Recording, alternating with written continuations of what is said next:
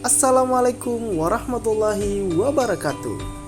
Halo teman-teman, pada hari ini kami akan membahas materi tentang memberikan tanggapan terhadap kasus di ruang kelas pada mata kuliah pemahaman peserta didik dan pembelajarannya. Baik, ada pepatah yang mengatakan bahwa tak kenal maka tak sayang. Maka dari itu, izinkanlah saya memperkenalkan kelompok kami. Kami dari kelompok 1 dengan anggota kelompok Abdul Khalik Ahmad SPD, Dana Inggriani Patabang SPD, dan Ika Wardani SPD.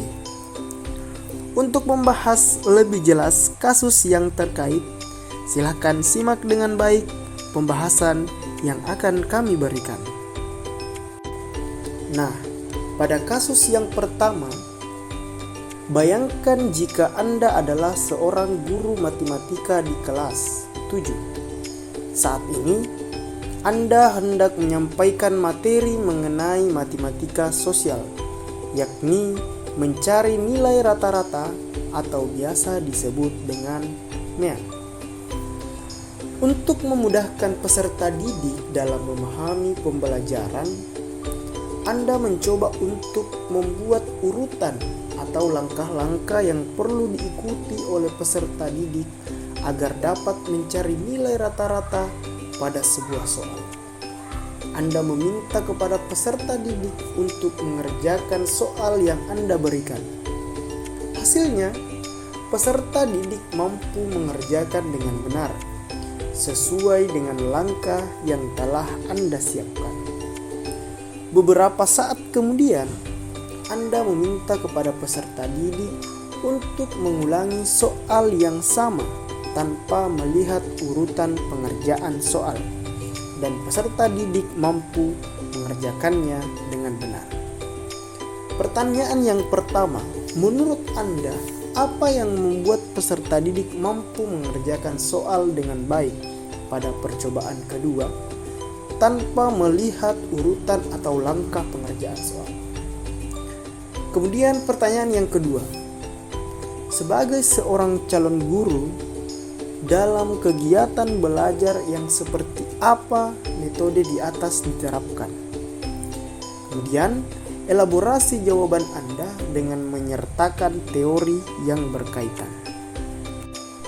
Nah, setelah kami melakukan diskusi bersama kelompok kami terkait dua pertanyaan sebelumnya yang ada pada kasus 1, kami mendapatkan hasil bahwa yang membuat peserta didik mampu mengerjakan soal dengan baik karena guru menerapkan langkah-langkah yang sudah jelas, sehingga siswa dapat menangkap pembelajaran dengan baik dan paham tentang pengerjaan soal yang diberikan.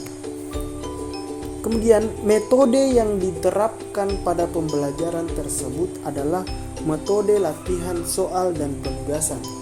Hal ini berdasar pada teori belajar behavioristik yang berfungsi sebagai dasar penguatan pada implementasi metode belajar di atas. Teori behavioristik mampu mengoptimalkan bakat dan kecerdasan peserta didik yang sudah terbentuk sebelumnya melalui kegiatan pengulangan dan pelatihan yang berkesinambungan. Kegiatan pengulangan dan pelatihan tersebut berfungsi sebagai proses penguatan mengoptimalkan kemampuan peserta didik agar semakin terampil. Teori behavioristik mampu memberi dorongan terhadap peserta didik agar dapat berpikir secara linear dan konvergen. Selanjutnya, saya akan membahas kasus 2. Kasusnya yaitu Rina adalah seorang guru di kelas 1 SD. Sebagian besar peserta didiknya belum bisa berhitung dengan lancar. Rina sedang memikirkan cara yang sesuai untuk membantu setiap peserta didik menyelesaikan tantangan belajarnya.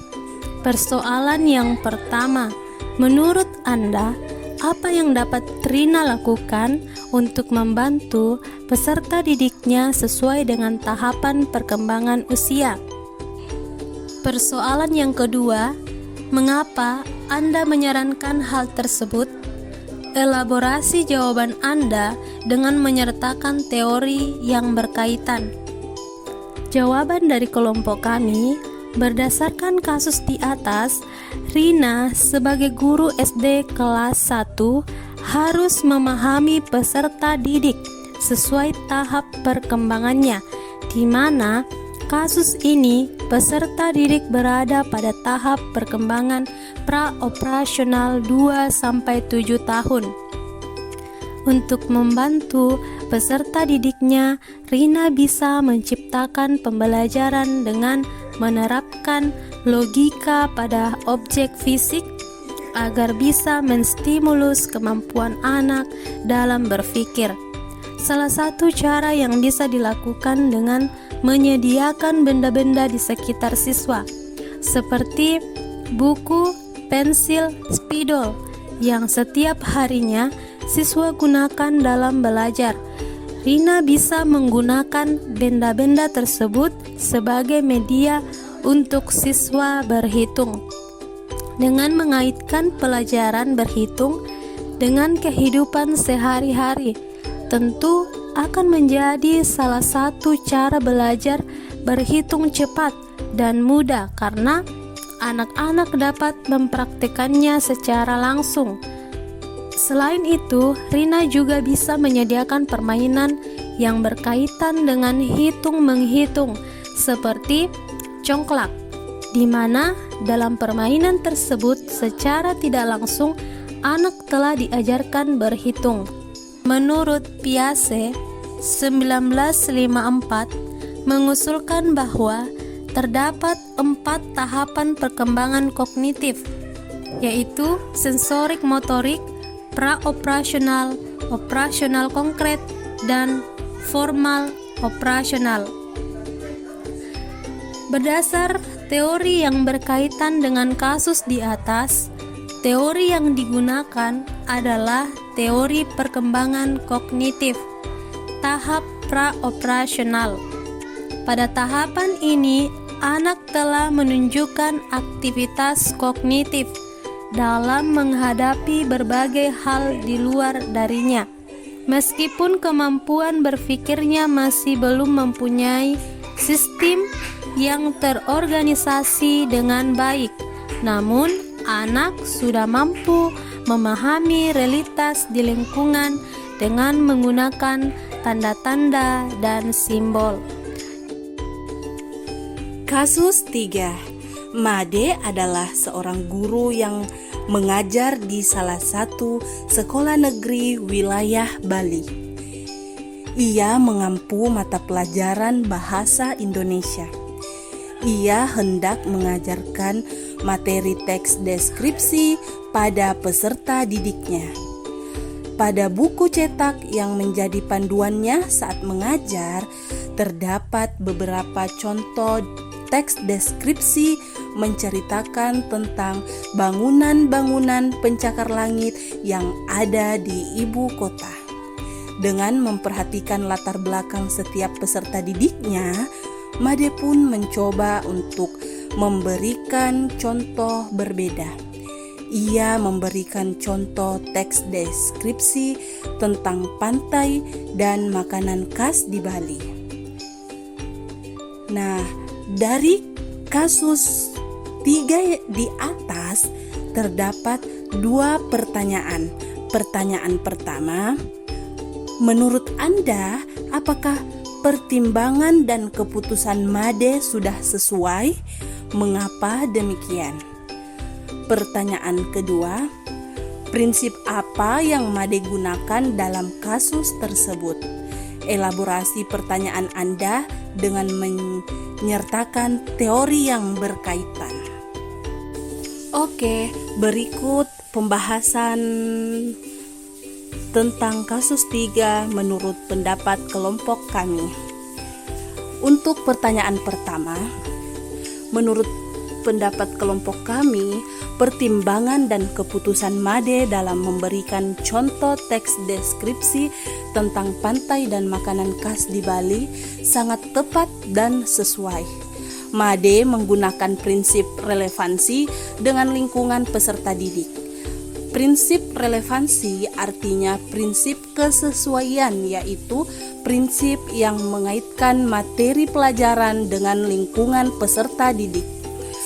Pemilihan topik yang relevan membantu peserta didik agar merasa lebih terhubung dengan materi pelajaran, karena mereka dapat merasakan dan melihat keterkaitan langsung antara apa yang dipelajari dengan lingkungan sekitar mereka.